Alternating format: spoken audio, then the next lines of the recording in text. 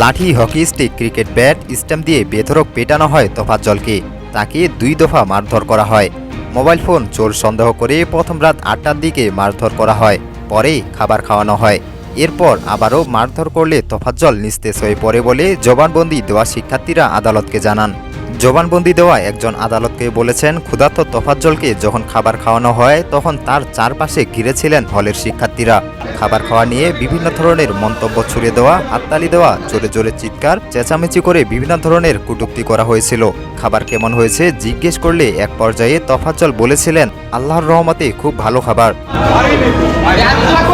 খাওয়া শেষ হওয়ার পর তাকে দ্বিতীয় দফায় মারধর করা হয়। এরপর নিস্তেজ হয়ে পড়লে তাকে হাসপাতালেও নেওয়া হয় বলে জবানবন্দি দেওয়া 6 শিক্ষার্থী জানিয়েছেন। এদিকে এই ঘটনার উদ্দেশ্য করে সাধারণ মানুষের মতো অভিনেত্রী মেহজাবিনও প্রতিবাদ করেছেন। ফেসবুক পোস্ট দিয়ে মেহজাবিন চৌধুরী প্রশ্ন করেছেন, গণপিটুনিকে কেন নরমালাইজ করা হচ্ছে। অভিনেত্রীর ভক্ত ও অনুরাগীরা তার সঙ্গে একতা প্রকাশ করেছেন। কমেন্ট বক্সে একজন লিখেছেন, আপনার ভাত, সে তার শেষ সময়ে একটু পানি চেয়েছিল এবং তোফাজ্জল ভাইকে ভাত খাওয়ানো হয়।